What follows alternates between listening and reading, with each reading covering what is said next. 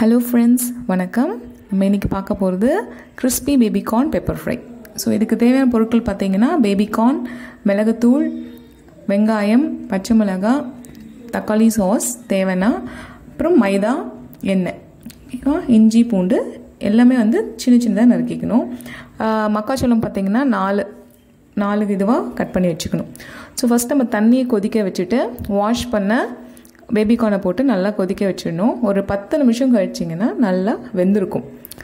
So இப்போ நம்ம பார்த்திங்கன்னா நல்லா கொதிச்சு நல்லா மக்காச்சோளம் வெந்திருக்கு. இப்போ நம்ம இதை எடுத்து வடிகட்டிடலாம். தண்ணியெல்லாம் வடிகட்டிட்டு எடுத்து வச்சுக்கலாம். எடுத்து வச்சது மக்காச்சோளத்தில் நம்ம என்ன போடுறோன்னா மிளகுத்தூள், மிளகாய்த்தூள், மைதா, அரிசி மாவு வேணும்னா போட்டுக்கலாம், இல்லைன்னா விட்டுடலாம்.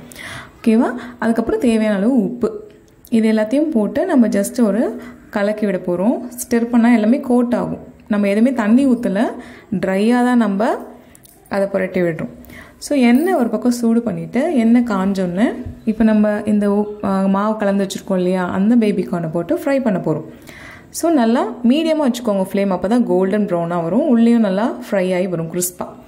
ஸோ இப்போ பார்த்திங்கன்னா ஒரு டர்மாக போட்டு நம்ம பேபிகார்னை ஃப்ரை பண்ணிகிட்ருக்கோம். ஸோ இந்த ஸ்நாக் பார்த்திங்கன்னா சூப்பராக இருக்கும். ஈவினிங் டைம் சாப்பிட்றதுக்கு குழந்தைங்களுக்கு ரொம்ப பிடிக்கும். இப்போ பார்த்திங்கன்னா ரெடி ஆகிடுச்சு, நம்ம பேபிகார்ன் ஃப்ரை ரெடி பண்ணி வச்சாச்சு. ஸோ நெக்ஸ்ட் என்ன பண்ண போகிறோம்னா, ஒரு பேனை காய வச்சுட்டு எண்ணெய் கொஞ்சம் விட்டுட்டு நம்ம சாப் பண்ணி வச்சுருக்கோம் இல்லையா, இஞ்சி, பூண்டு, அப்புறம் அது நல்லா வாசனை போனதுக்கப்புறம் வெங்காயம் போட்டு விடுவோம். வெங்காயம் போட்டு நல்லா வதக்கி நல்லா கொஞ்சம் சின்னதான அப்புறம் பச்சை மிளகாவும் போட்டு எல்லாம் நல்லா வதக்க போகிறோம். நல்லா ப்ரௌன் கலரில் வரணும், வெங்காயம் நல்லா வதங்கியிருக்கணும்.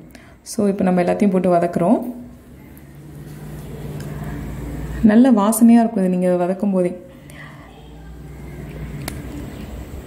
இது வதங்கி முடிஞ்சோன்னே நம்ம பெப்பர் தூள் இருக்குல்லையே, மிளகுத்தூள், இதில் நம்ம சேர்க்க போகிறோம். எவ்வளோ காரம் தேவையோ அவ்வளோ ஆட் பண்ணிக்கலாம் நம்ம.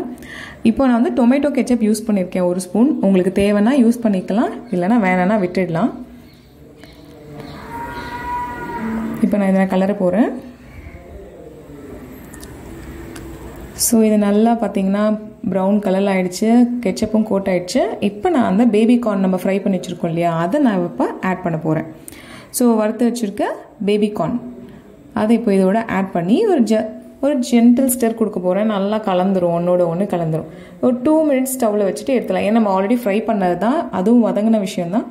ஸோ இப்போ பார்த்திங்கன்னா மொறுன்னு பேபிகார்ன் பெப்பர் ஃப்ரை ரெடியாக இருக்குது. சாப்பிட்டு ட்ரை பண்ணிவிட்டு சாப்பிட்டு ஃபீட்பேக் கொடுங்க ஃப்ரெண்ட்ஸ். தேங்க்யூ ஃபார் வாட்சிங். Hope you all enjoyed the video.